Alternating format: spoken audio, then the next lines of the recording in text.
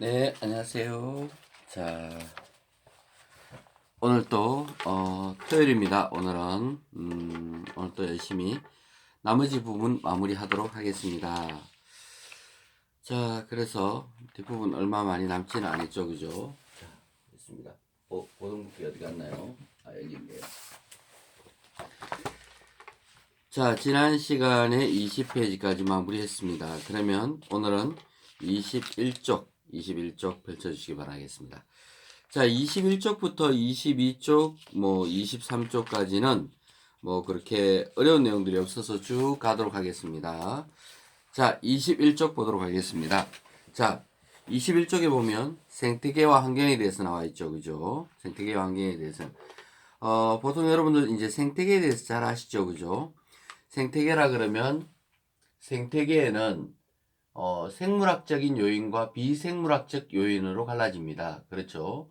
생물학적 요인과 그 다음에 비생물학적 요인으로 갈라지는데요. 생물학적 요인으로는 또 세 가지로 갈라지죠. 생산자, 그리고 소비자, 그리고 분해자로 갈라집니다. 그죠? 분해자. 자, 그래서 생물학적 요인에는 생산자라는 게 무슨 말이냐면 유기물을 생산한다는 뜻이거든요. 그러면 유기물을 생성하는 과정 자체가 이제 광합성이죠. 녹색 식물입니다. 그래서 이제 이 녹색 식물들이 주로 이 생산자에 해당되겠죠. 그러면 나머지 생명체들은 자기 스스로는 유기물질을 합성할 수가 없어요. 왜? 광합성을 못하니까. 그러면 그 나머지 생명체들은 이 식물들에게서 음식을 얻겠죠. 소비자죠. 그죠? 그렇죠. 그래서 식물을 바로 먹는 경우를 우리는 초식동물 이렇게 얘기하는데 그런 경우를 1차 소비자라고 합니다. 그래서 소비자는 생산자를 통해서 영양분을 얻을 수 있습니다. 먹이를 통해서. 그 다음 분해자는 어떻게 될까요? 분해자는 하는 역할이 이 유기물질을 다시 분해시켜서 원래대로 돌려놓는 역할을 하게 되는 것을 분해자라고 얘기합니다. 만약에 이 생산자나 또는 소비자가 죽었을 때, 사체가 되었을 때 이를 분리해서 원래 모습으로 돌려놓아야 되잖아요. 그죠? 그래서 물질의 세계는 계속해서 돌고 돌거든요. 그죠? 그래서 생물학적 요인에는 생산자, 소비자, 분해자. 이 분해자에는 주로 세균이라든가 또는 곰팡이도 나름대로 이런 역할을 해줄 수가 있습니다. 그죠? 그래서 세균, 곰팡이 이러한 것들이 분해자다라고 보시면 되겠습니다. 자, 그 다음에 비생물학적 요인에는 생명체는 아니지만 이 생태계에 영향을 미치는 햇빛이라든가 또는 공기, 온도, 토양, 기타 등등에서 물 많이 있습니다. 이런 것들을 전부 다 비생물학적 요인이다 라고 이야기를 합니다. 자, 그리고 난 다음에 한번 보도록 하겠습니다. 그러면 이 비생물학적 요인과 생물학적 요인 사이에 어떤 역할이 있는지에 대해서 밑에 쭉 정리가 되어 있잖아요. 그죠? 쭉 보도록 하겠습니다. 첫 번째, 빛과 생물에 대해서 나와 있어요. 빛과 생물. 빛과 생물입니다. 자, 그러니까 이 비생물학적 요인이 생물학적 요인에게 하는 역할을 우리는 작용이라 그래요. 반대로 생물이 이 환경에 영향을 미치는 경우를 반작용이라 그러죠. 작용, 반작용. 그리고 생물끼리 일어나는 것을 상호작용이다라고 이야기합니다. 여기 나와 있지는 않지만 상식적으로 작용, 반작용, 상호작용. 그러니까 지금 이 아래 단원에서 나와 있는 내용은 전부 다 이 작용에 대한 이야기를 하고 싶은 겁니다. 보면 빛이라는 것은 자 빛에 의해서 광합성을 통해서 영양분을 만들잖아요. 그죠? 그래서 거기 보면 빛의 세기라든가 또는 빛의 파장이라든가 이런 영향을 받습니다. 빛의 세기가 세면 셀수록 광합성을 잘하겠죠. 당연하겠죠. 그죠? 그 다음에 빛의 파장이라는 것은 무슨 말이냐면 자, 물 속에 들어갑니다. 물 속에 들어가면요. 얕은 물이 있고 점점 깊어지는 물가가 있습니다. 그러면 얕은 물에 사는 식물을 녹조류라 그래요. 조금 더 깊어지게 되면 갈조류. 그렇죠. 그리고 가장 깊은 곳에 사는 것을 홍조류라고 합니다. 그렇죠. 녹조류는 대표적으로 뭐 파래, 청각, 청태 뭐 이런 것들이 있습니다. 파래, 청각, 청태 이런 것들이 있고, 갈조류 같은 경우는 다시마 이런 것들이 있습니다. 그리고 이제 홍조류 같은 경우는 미역 이런 것들이 들어가겠죠, 그죠? 그렇죠. 이렇게 이런 식물들의 종류들이 있는데요. 이러한 것들은 보게 되면 깊이에 따라서 미역은 참 미역, 다시마, 모자반, 토슨 이거는 갈조류고 김, 우묵, 가살이 있습니다. 홍조류에는. 자, 그래서 이런 종류들은 외울 필요까지는 없어요. 예전에는 이게 중학교 1학년 교재에 나왔어요. 이 내용 자체가.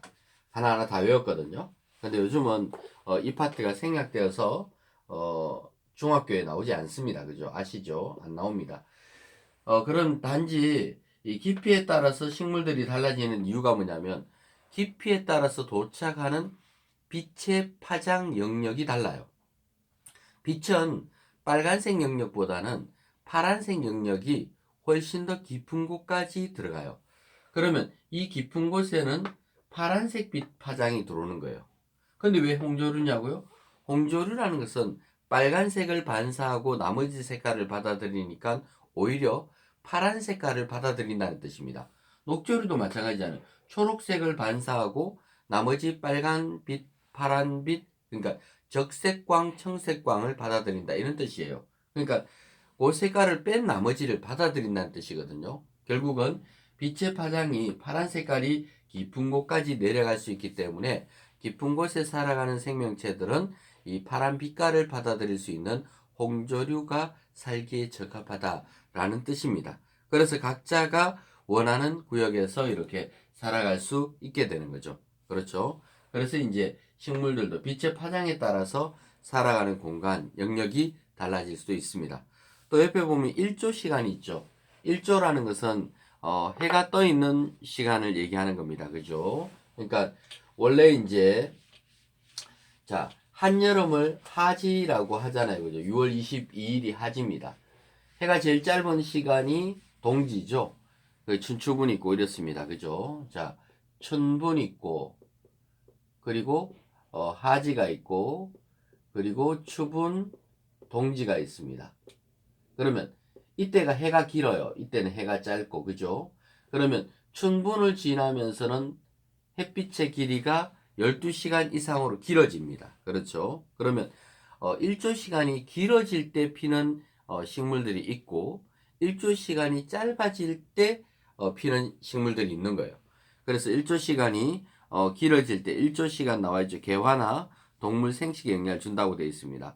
그래서 붓꽃은 봄이나 초여름에, 그러니까 일조 시간이 길어지는 시점에 핀다 이런 뜻이에요. 반대로 코스모스는 어떻게 돼요? 가을에 피잖아요. 그죠? 그러면 일조 시간이 짧아지는 것을 보면서 코스모스 같은 경우는 피어나게 된다라는 뜻입니다. 그렇죠? 동물들도 마찬가지입니다. 꾀꼬리나 종달새는 봄에 번식을 하고, 송어나 노루는 가을에 번식을 하게 됩니다. 왜냐하면 가을에 번식을 하면 겨울을 지나야 하긴 하지만, 겨울을 지나서 이듬해 봄에 그 노루 새끼가 활동할 때쯤 되게 되면, 그죠? 일어나서 마음대로 돌아다닐 때쯤 되면 봄이 와야 되니까, 그렇죠? 생명체들마다 각자에게 어느 정도 환경에 맞게끔 이렇게 번식 시기가 정해지기도 합니다. 그렇죠? 그 다음에 온도와 생물에 대해서 나와 있습니다. 온도와 생물. 온도와 생물. 온도가 생물에 작용을 하는 거죠. 아까는 빛이 생물에 작용을 한 거고, 그죠? 그래서 생명체는 온도에 따라서 자신의 체온도 변하는 변온동물이 있고, 항상 온도를 일정하게 유지해야 되는 정온동물도 있습니다. 그래서 조류나 또는 포유류는 이 정온동물에 해당됩니다. 그렇죠? 그럼 변온동물 같은 경우는 뭐 어류, 뭐 양서류 이런 데 해당되겠죠. 그죠? 자, 그래서 거기 여우가 나와 있는데, 여우가 보게 되면 사막에 사는 여우들은 너무 온도가 더우니까 열을 방출을 많이 해야 되잖아요. 그죠? 그래서 이 귀가 큰 모습 그려져 있죠. 그죠? 그리고 식물들도 보게 되면 추운 데 살다 보게 되면 털복숭이꽃 하는 게 있어요. 툰드라 지방이라는 것은 거의 북극 근처를 얘기하는 거잖아요. 그죠? 그래서 또 그렇게 돼 있고, 자작나무 같은 경우는 겨울이 되게 되면 겨울에 자작나무가 추운데 활동도 안 하는데 너무 많은 잎들을 달고 있으면 안 되잖아요. 그죠? 그래서 잎이 다 낙엽이 떨어지는 거예요. 낙엽이 떨어지고 나면 식물 나무 입장에서는 그 둥치에 있는 그 살아있는 물관, 체관 형성층이 있죠. 거기만 생명 유지를 하면 되잖아요. 잎까지 살릴 필요는 없는 거예요. 그래서 낙엽이 졌다가 이듬해 봄 다시 따뜻해지고 잎들이 활동할 수 있는 시간이 되면 새로운 잎을 이렇게 탄생시키잖아요. 그죠? 그렇게 해서 견뎌내는 겁니다. 그에 비해서 이제 동백나무는요, 추운 날씨에도 잘 견디도록 하기 위해서 잎이 굉장히 두꺼워요. 동백나무 잎이 굉장히 두껍습니다. 그래서 이제 잎이 두꺼워서 추위를 잘 견딜 수가 있게끔 되어 있는 거죠. 그렇죠? 그러니까 식물들마다 동물들마다 나름대로 이 온도에 적응하려는 것들이 보이는 거죠. 그다음 물과 생물에 대해서 나와 있습니다. 자, 물과 생물. 자, 마찬가지로 사막 같은 데 가보게 되면요. 물이 거의 없잖아요. 그죠? 물이 없습니다. 그래서 선인장에 보게 되면 잎이 가시처럼 돼 있잖아요. 줄기는 퉁퉁한데. 왜냐하면 줄기 속에 많은 물들을 저장을 하고 잎은 가시처럼 바뀌어서 물이 빠져나가는 것을 막는 거예요. 그죠? 그리고 물 위에 떠 있는 이끼 같은 경우는, 자, 이끼는 물을 바로바로 마실 수 있잖아요. 그죠? 굳이 뿌리가 필요 없는 거예요. 그래서 이 뿌리가 무슨 뿌리다? 헛뿌리예요, 헛뿌리. 물관이 없는 헛뿌리. 왜? 물관이 없이 그냥 온몸으로 물을 바로 빨아들이면 되잖아요. 그죠? 그래서 일선택식물이라고 합니다. 그 다음 토양과 생물에 대해서 나와 있어요. 산소를 좋아하는 세균들을 호기성 세균이라 그러고, 산소가 적은 곳에서도 살 수 있는 것을 혐기성 세균이라고 합니다. 물 속에서도 마찬가지입니다. 물 속에 막 어떤 유기물질이 오염됐잖아요. 그죠? 그러면 이 유기물을 분해시키기 위해서는 두 가지 종류의 세균이 옵니다. 호기성 세균이나 혐기성 세균이 올 수 있는데요. 만약에 물 속에 산소 기체가 충분히 있다면 호기성 세균들이 몰려와서 이를 분해해줘요. 그러면 호기성 세균들이 분해하게 되면 산소를 이용해서 분해하기 때문에 대신에 물이 썩지 않고 분해가 됩니다. 그런데 비해서 혐기성 세균이 와서 분해를 하게 되면 이게 완전히 하수물이 되는 거예요. 이게 누가 분해했냐에 따라서 그 물이 달라지는 겁니다. 그러면 물 속에 산소 기체가 충분히 있어야지 이 물이 썩지 않고 있겠죠. 왜? 호기성 세균이 와서 활동을 할 수 있기 때문에 그렇습니다. 그리고 또 물이 적은 곳에는 가면 사막에 있는 개구리가 살아가는 모습을 봤는데요. 거기 보면 개구리들은 이제 소변을 굉장히 적게 봐요. 소변을 알갱이처럼 보는데, 왜냐하면 몸속에 있는 물을 계속해서 재활용을 하다 보니까 소변을 최대한 적게 누는 것이 당연하겠죠. 그죠? 그런 것들도 볼 수 있고, 또 공기와 생물에 대해서도 나와 있네요. 그죠? 고산지대에 사는 사람들은 보게 되면 공기가 적잖아요. 산소가 적어요. 그러다 보니까 우리보다는 훨씬 더 피 속에 적혈구가 많아요. 그래서 이제 살아가기가 편하다, 그런 뜻입니다. 결국은 이제 그 여러 가지 이 비생물적 요인에 우리가 영향을 받잖아요. 그죠? 그 영향에 따라서 우리가 어떻게 적응해서 살아가는지에 대해서 볼 수가 있습니다. 자, 한 페이지 더 넘겨주세요. 생태계 평형에 대해서 설명을 하도록 하겠습니다. 자, 생태계 평형이라고 나와 있는데요. 생태계 평형은 생태계가 골고루 평형을 이루어야지만이 잘 살아갈 수가 있는 거 당연하죠, 그죠? 그러면 생명체들이 먹이 사슬 구조를 갖고 있는 것보다는 앞에서도 배웠지만 먹이 거물 구조를 갖고 있는 경우가 평형을 이루기가 훨씬 더 편하다라고 얘기했습니다, 그죠? 생태계는 자연적으로 평형을 이루려고 스스로 노력을 하겠죠, 그죠? 그래서 그림에 그려져 있는데 먹이 거물 관계를 그려놓은 겁니다. 고래하고 참치, 가다랑어. 그러니까 예를 들어서 고래는 한 가지만 먹는 게 아니에요. 그죠? 이것저것 다 먹을 수가 있는 거죠. 그러다 보니까 생태계 평형이 훨씬 더 빨리 일어날 수 있습니다. 자, 생태계 회복 과정이 있습니다. 시험에 많이 나오죠. 가장 아래쪽에 있는 게 생산자겠죠. 생산자, 1차 소비자, 2차 소비자, 또는 제일 위에 있으면 무조건 최종 소비자라고 이야기하기도 합니다. 자, 요렇게 있었는데 갑자기 무슨 이유인지는 모르겠지만 1차 소비자가 갑자기 증가를 했습니다. 그럼 시험 문제는 그 다음 게 나오죠. 1차 소비자가 갑자기 증가했을 때 어떤 변화가 일어날까? 당연히 1차 소비자가 생산자를 많이 먹어버리니까 생산자는 줄어들겠죠? 그에 비해서 2차 소비자는 1차 소비자가 먹이가 많아지니까 자기도 따라서 증가하겠죠. 그죠? 그러다 그 다음 단계는 어떻게 되겠어요? 1차 소비자 입장에서는 생산자가 너무 줄어든 거예요. 그럼 먹을 게 없는 거죠? 그럼 자기도 또 줄어들겠죠? 그럼 2차도 또 야를 따라 또 줄어들겠죠? 왔다 갔다 여러 번 반복하겠죠. 그죠? 그러다 보게 되면 결국은 최종적으로 원래 모습으로 어떻게 된다? 평형을 이루고 다시 돌아가게 된다라는 뜻입니다. 그래서 요거는 5단계가 시험 다 나온다기보다는 이게 이제 두 번째 현상이 일어나면 그 다음 단계는 어떻게 될까요? 라는 정도의 질문이 나오게 된다는 뜻입니다. 그래서 생태계는 먹고 먹히는 관계다 보니까 이게 서로 먹고 먹히는 관계에서 자동적으로 평형이 일어나게 되어 있습니다. 근데 이런 평형을 깨버리는 요소가 있어요. 자연적인 재해에 의해서 깨지는 경우도 있지만 인위적인 경우도 있죠. 사람들이 파괴해서 깨는 경우도 있습니다. 그래서 자연적인 재해는 뭐 홍수라든가 또는 산사태, 또 화산 폭발, 지진에 의해서, 그죠? 자연적인 거죠. 홍수, 그렇죠. 산사태. 이러한 것들에 의해서, 그죠? 파괴가 된다는 거죠. 그 다음, 인위적인 거는 봐도 알겠죠. 벌목을 한다라든가, 뭐 경작지 개발을 위해서 다 나무를 베어버린다라든가, 그죠? 또 공장 폐수, 생활하수, 축산하수 때문에 이 수질 오염이 생긴다라든가, 이런 것들에 의한 거는 인위적인 파괴다라고 보시면 되겠습니다. 우리는 개발한다고 하지만 자연 전체적으로 봤을 때는 일부가 또 파괴가 되잖아요. 그죠? 그래서 요즘은 개발할 때 이 함부로 무차별적으로 이렇게 개발할 수는 없는 거예요. 그죠? 근데 후진국들로 가다 보게 되면 더더욱 이제 선진국의 나무나 이런 것들을 수출하다 보니까 이 자연이 파괴되는 거 뻔히 알면서 또 벌목을 해서 이렇게 전 세계에 수출하고 이렇게 하잖아요. 그죠? 그러다 보니까 자연들이 많이 파괴되기도 하고 그렇습니다.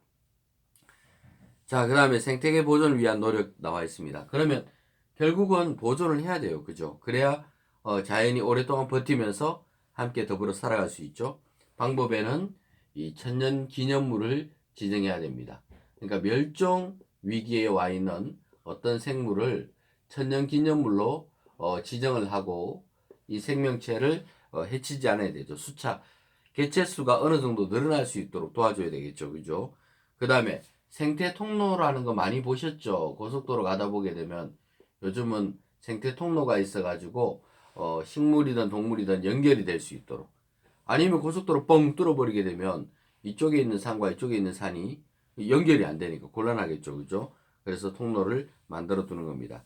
또는 하천 복원 사업을 하기도 합니다. 그죠? 요즘은 옛날에는 왜 하천 사업 그러면 싹 밀고 뭐 콘크리트로 이렇게, 그죠? 다 발라버리니까 생태계가 엄청나게 파괴가 되었잖아요. 그죠? 근데 요즘은 하천에 가보면 중간에 풀들도 많이 자라고 있고 섬처럼 되어 있기도 하고 이렇거든요. 그게 오염된 것이 아니고 그런 식으로 하천을 자연스럽게 이렇게 해놓은 거예요. 그러면 이제 거기에 사는 식물들, 많은 생명체들, 이러한 것들이 거기서 살아가게 되는 거죠. 자, 그 다음에 옥상 정원이라는 건 뭐냐면 도시가 발달하다 보니까 이 풀이라든가 이런 것들, 그 자연스럽게 자라는 것들이 끊기는 거죠. 그래서 옥상에다가 자연스럽게 자라는 것들을 이렇게 심어두는 거예요. 그죠? 뭐 그게 이제 부산에서도 아파트에서 옥상 정원처럼 하려고 시도는 했다가 실패는 봤어요. 왜냐하면 사람들이 거기서 뭐 벌레가 많이 끼고 이러다 보니까 싫어하는 거죠. 그러니까 외국에서 들어온 막 이렇게 보기 좋은 것들 있잖아요. 그죠? 그러한 것들을 많이 심는데 우리나라 자연적으로 나는 이 들풀이나 이런 것들에 대해서 사람들이 아직까지 그죠? 많이 힘들어하는 거죠. 벌레 끼고 이러니까. 그러니까 자연과 더불어 살다 보게 되면 자연스럽게 벌레도 끼고 함께 살아가야 이제 자연적인 거예요. 그죠? 내 집에는 절대로 이제 벌레 한 마리 들어올 수 없다라가 해충 박멸 뭐 이렇게 해가지고 해버리게 되면 이 자연적이라고 볼 수는 없습니다. 그죠? 그 다음에 도시 중앙부에 숲을 조성한다라든가 또는 국립공원을 조성한다라든가 이러한 것들이 일단은 그래도 이 생태계를 유지하려는 노력이죠. 그렇죠.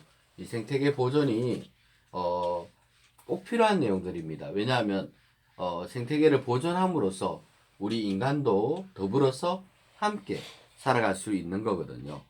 자, 그 다음 세 번째, 지구 환경 변화와 인간 생활에 대해서 나와 있습니다. 자, 오염들이 많이 생겨나요. 지금 지구 환경이 막 점점 제일 심각하게 보는 것은 지구 온난화 현상이잖아요. 그죠? 그래서 이 지구 온난화 현상이 일어남으로써 여러 가지 일들이 많이 벌어지죠. 지금도 보게 되면 코로나19 사태로 이렇게 수업을 하게 되는데요. 그러니까 이런 병균들이 지구가 더워짐으로써 또 활동을 많이 하는지, 추워져서 그런지, 빙하가 녹아서 그런지, 또 생명체들 간에 어떤 그죠 자연스럽지 않은 현상들인지 여러 가지 변화들이 일어나잖아요. 그죠? 그래서 그러한 것들을 짚어볼 필요가 있다는 거죠. 자, 기후변화는 보게 되면 과거에 비해서 점점 더워지는 거예요. 그죠? 그럼 이 더워지는 원인이 뭐냐? 당연히 뭐 이산화탄소의 증가를 많이 보잖아요. 그죠? 이산화탄소 증가는 뭐 화석 연료를 우리가 너무 많이 사용을 하다 보니까 일어나는 현상이다. 그렇게 볼 수가 있는 거죠. 자, 그런 걸로 인해 가지고 이제 여기 보면 기후변화 나와 있습니다. 과거 기후변화 연구는 나무의 나이테, 빙하, 코어, 하승 연구를 통해 했었고 또 기후가 변하는 내적 요인과 외적 요인으로 갈라져 있는 거 맞죠? 내적으로는 화산 분출, 또 해류 변화 또는 반사율, 이산화탄소 농도 이 중에서 이산화탄소 농도 변화에 가장 집중하고 있죠. 그죠?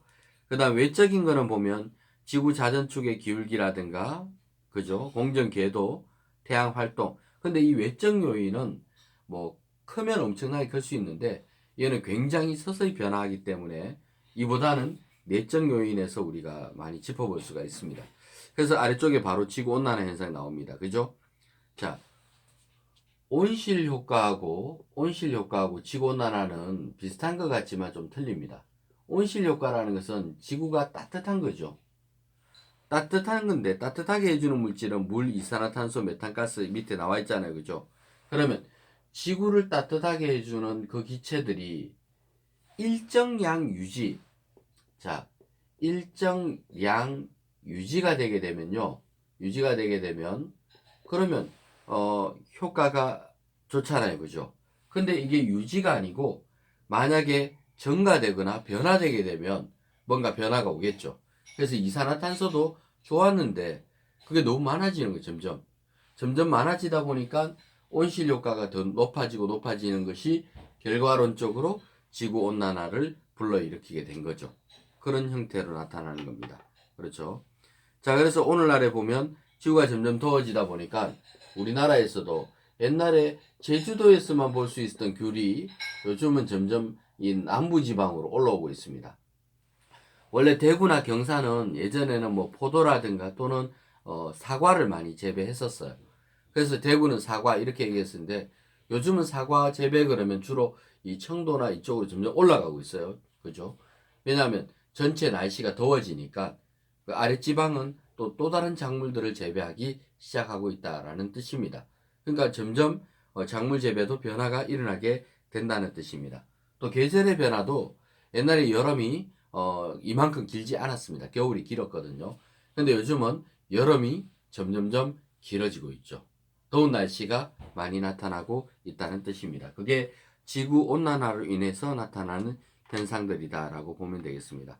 또 옆에 환경에 대한 협정들이 많이 나와 있습니다. 그죠? 그래서 1972년에는 인간 환경 선언을 했고 88년 올림픽 때네요. 우리나라 올림픽이 있었던 해입니다. 그때는 기후 변화에 관한 정부 간의 협약을 하기로 했습니다. 그죠? 그다음 92년엔 유엔 기구 변화 협약을 했고 그죠? 그다음 94년엔 사막화 방지 협약을 했고 97년에 교토 의정서 그다음 2015년에 파리 협정을 맺었습니다. 그죠? 자, 이거 연도까지 다 외우기는 힘들어도 그냥 대충 이런 게 있구나라는 정도는 봐주시는 것이 좋을 것 같습니다. 그렇죠? 자, 다음 페이지 넘겨보도록 하겠습니다. 자, 23페이지에 대기대순환, 그 다음 엘니뇨, 라니냐, 사막화 이런 현상들이 일어나고 있습니다. 자, 이게 또 뭐냐 하면, 자, 우리한테 지금 현재 영향을 미치는 게 지구온난화 현상이 아주 큰 것 중에 하나죠. 그죠? 또는 스모그 현상이라든가, 그죠? 그 다음 또 대표적인 경우가 또 사막화 현상을 볼 수 있죠. 사막화 현상도 점점 더워지는 것하고도 또 많이 관계가 된다라고 볼 수 있죠. 원래 위도 30도 부근이 비는 잘 안 내리고 햇빛이 많이 비칩니다. 정발량에 비해서 강수량이 적어요. 그러다 보니까 위도 30도 부근을 전후로 해서 사막화 현상이 급속도로 일어나고 있습니다. 그래서 사막의 분포 면적이 점점 갈수록 늘어나고 있다는 뜻입니다. 그러면 사막 지역은 우리 인간이 살아가기는 힘들잖아요. 그죠? 그래서 사막화 현상이 또 심각한 문제다라는 것입니다. 그렇죠? 그 다음에 대기대 순환과 해수의 표층 순환이 나와 있는데 이거는 뭐냐면 바람과 물의 순환에 의해서 이 적도 지방의 뜨거운 열기가 양쪽 극지방으로 이동을 하거든요. 그러니까 그게 원활하게 잘 돼야지만이 지구가 전체 평균 기온이 일정하게 유지되어서 살아갈 수 있는 거예요. 현재는 지구 연평균 기온이 대략 한 15도씨라고 보고 있습니다. 근데 이게 점점점 어떻게 돼요? 온난화 현상으로 더워지고 있는 추세죠. 그죠? 그래서 이제 사막화도 문제가 된다는 뜻입니다. 그리고 엘니뇨 현상에 대해서 설명을 해보도록 하겠습니다. 엘니뇨 현상이 뭐며 라니냐 현상이 뭐냐라고 볼 수 있는데 이 엘니뇨 현상이라는 건요. 바닷물의 온도가 평상시보다 0.5도 이상 바닷물의 온도가 상승하는 경우입니다. 그러면 이런 현상은 왜 일어나느냐 하면 자 원래 지도상으로 보게 되면요 이제 페루 지방입니다. 페루가 있고 이쪽에 필리핀 유역이 있는 거예요. 필리핀. 자 원래 12월경 정도가 되게 되면 바람이 이제 약해져요. 그러니까 평상시에 바람이 이렇게 잘 불다가 표면에 바람이 불어야지 이 속에 있던 물이 올라오거든요. 이거를 용성류라고 합니다. 그러면 이 속에 있던 물은 찬물이겠죠, 당연히. 그죠? 그러니까 어느 정도 찬물이 섞여야지 바닷물의 수면의 온도가 유지가 되면서 살 수 있고 또 이 물에 물고기들이 많이 있으니까 잡아먹을 수 있는 거잖아요. 그런데 무역풍이 약해지는 거예요. 그러면 무역풍이라는 바람이 약해지게 되면 어떤 현상이 일어나느냐 하면 무역풍이 약해지다 보니까 이게 저만큼 물이 안 가는 거예요. 그리고 용성류도 조금밖에 안 올라오는 거예요. 그러면 찬물이 적게 올라오니까 바닷물의 온도가 더워지겠죠. 그러면 거기에 사는 물고기들이 맞지가 않으니까 물고기들이 많이 적어집니다. 그래서 페루 지방에는 한 12월경 정도 되면 물고기 잡기가 힘들어요. 그래서 하필이면 또 12월이잖아요. 그죠? 그래서 그냥 어차피 뭐 어업하기는 힘드니까 크리스마스나 열심히 잘 준비하자라고 해서 원래 아기 예수 크리스마스 예수님 성탄절이잖아요. 그죠? 그래서 아기 예수라는 뜻에서 이거를 이름을 엘니뇨는 산의 아기 예수를 뜻하는 거예요. 그래서 아기 예수라는 뜻에서 엘니뇨라고 이름을 붙였습니다. 그러니까 요 그림에 보게 되면 원래 바람이 세게 불면 필리핀 근처에 가서 구름이 만들어지고 여기에 비가 옵니다. 근데 바람이 약해지니까 바다 중간에서 이렇게 구름이 만들어지고 비가 내리게 되겠죠? 그러면 필리핀 유역에는 어떻게 되겠습니까? 가뭄이 들겠죠. 가뭄이. 비가 안 와요. 그렇죠? 이게 이제 문제가 되는 거죠. 날씨의 변화가 일어나게 된다라는 뜻입니다. 그래서 엘니뇨 현상은 무역풍의 세기가 약해지면서 바닷물 전체적인 온도가 0.5도 이상 상승하는 것을 엘니뇨 현상이라고 합니다. 이로 인해서 필리핀 유역은 비가 잘 오다가 가뭄이 들어버리는 그런 현상들이 나타날 수가 있다라는 뜻입니다. 라니냐는 이 반대입니다. 바람이 약한 것이 아니고 오히려 바람이 더 세게 불어버려요. 그러면 바람이 더 세게 불어버리니까 용성류는 또 더 많이 올라오겠죠. 바닷물의 온도는 더 차와지겠죠. 그죠? 비구름은 어때요? 더 크게 만들어지겠죠. 그러다 보니까 훨씬 더 많은 강수량이 오겠죠. 그럼 막 폭우가 오고 난리 나겠죠. 그죠? 이런 경우를 무슨 현상? 반대니까 여자아이라고 해서 라니냐 현상이다라고 합니다. 그러니까 원래 엘니뇨 현상이 있었고 라니냐 현상은 나중에 나타난 현상이라고 보시면 되겠습니다. 자, 그래서 이때까지 이제 여러분들이 생태계에 대해서도 공부했었고 지구 환경에 의해서 뭐 지구 온난화 현상, 엘니뇨 현상, 사막화 현상, 지구에 나타나는 여러 가지 문제들에 대해서 이렇게 짚어보았습니다. 자, 좀 긴 파트긴 하지만 잘 따라와 주셔서 감사합니다. 네, 감사합니다.